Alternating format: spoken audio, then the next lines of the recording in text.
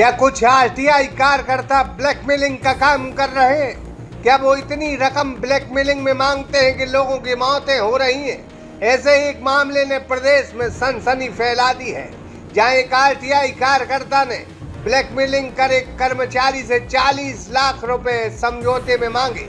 लेखापाल की संदिग्ध परिस्थितियों में मौत हो गई। उसने सुसाइड कर लिया है। मध्य प्रदेश के सागर के राहतगढ़ से यह बेहद डरावनी खबर निकली है। अब अपने सपनों की पढ़ाई कीजिए अपने ही शहर के पास। सागर शहर से मात्र 12 मिनट की दूरी पर स्थित है ज्ञानवीर विश्वविद्यालय। योग, पीएचडी सभी विषयों में। नए सत्र के लिए प्रवेश प्रारंभ हो चुके हैं। अधिक जानकारी के लिए संपर्क करें। लेखापाल की मौत के बाद अब कर्मचारियों ने मोर्चा खोल दिया है। सागर जिले के राहतगढ़ थाना इलाके में एक सनसनीखेज मामला सामने आया है, जिसमें नगर पालिका राहतगढ़ में पदस्थ लेखापाल हेमराज कोरी ने अज्ञात कारणों के चलते सुसाइड कर लिया है और अपनी जीवन लीला समाप्त कर ली है। फिलहाल पुलिस ने सब मलचुरी में रखवा दिया है और मर्ग कायम कर मामले की जांच शुरू कर दी है। घटना बताती है और आरोप भी ये बता रहे हैं कि लेखापाल हेमराज कोरी अपने ऑफिस से दोपहर 2 बजे के बाद गायब थे। नगर परिषद के कर्मचारियों ने उन्हें हर संभव जगह तलाश किया। जब उनका कोई पता नहीं चला, फिर पुलिस ने मोबाइल लोकेशन से पता किया तो बड़े पुल के नीचे लेखापाल का शव बरामद किया। पास में HF डीलक्स बाइक भी खड़ी थी। 2 अंग्रेजी शराब के खाली पाव और जहरीली दवा की पुड़िया भी जब्त की गई है।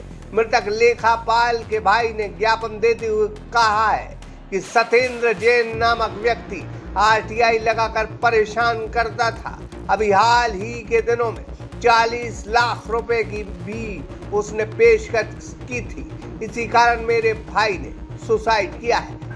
अधिकांश जो सत्येंद्र जैन है, सत्येंद्र जैन प्रताड़ना करता रहता था। वो हमसे कहती थी, वो करीब कर रहा है 2-2.5-3 महीने से। वो अभी 10 दिन के अंतराल से ज़्यादा परेशान कर रहा है। किस बात को लेकर परेशान कर रहा है? इस बात, कोई भी ऑफिस का काम है, सूचना कह दी वो निकलवा लेता था। क्या परेशानी क्या नहीं, इन्हें तो बताया नहीं। एक दिन ये कहने लगे कि ये सत्येंद्र जैन परेशान कर रहा है, 40 लाख रुपए की मांग कर रहा है। उन्होंने ये किस बात की कहने लगे, हमें खुद नहीं मालूम। और तो हमने की फ़ोन तो लगा, कहने लगे ना वो फ़ोन लगाता है। तो कहने लगी संजय ड्राइव साइड आता है, एक लड़की को घर पे भी देता है।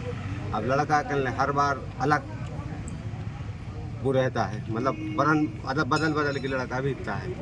और वहाँ से घर से फिर वो लौट के यहाँ से आती है, तो फिर वो होश में नहीं रहती। कहती रहती हैं कि अब तुम लोग पालना हम लोग के बच्चों को, हम तो अब इस दुनिया में जीना नहीं चाहते। और 40 लाख रुपए की डिमांड कर रहा था। क्या चाहते हैं आप लोग? क्या चाहते हैं? हम चाहते हैं कानून, हम लड़ना नहीं चाहते, हम कानूनी प्रक्रिया पूरी चाहती है कि जो प्रक्रिया है, आज हमारा घर मिटा है उसका भी मिटना चाहिए भाई। और इस प्रकार की डिमांड कितने की जी, डिमांड कितने की थी? 40 लाख रुपए डिमांड करता था। अच्छा, मेरे को नहीं पता, मेरे भैया ने बताया। ना हम चिनते हैं सत्येंद्र जैन को, ना हम जानते हैं कहाँ का है वो। सिर्फ उसने नाम बताया था मेरे भैया ने कि ये परेशान करता है, टॉर्चर करता है। तो हमने कि यार बैठ के हमें पैसे क्या की मांगता है? किस अब ये हमें बताया नहीं है भैया ने। ये तो बताया हमने आज के 5-6-8 दिन पहले, देखो दिन तो हमें याद नहीं है। हमने सतीश चंद जैन है जो थे बड़ी का कारोबार करते हैं, हमने उनको फ़ोन लगाया था। उनको कहा था कि थोड़ी सी उनसे कह दो क्या कारण है क्या है। तो फिर हमने उनसे मना भी कर दिया था। हमने यार उनका ऑफिस का मैटर हो, क्या है क्या नहीं हमको नहीं मालूम।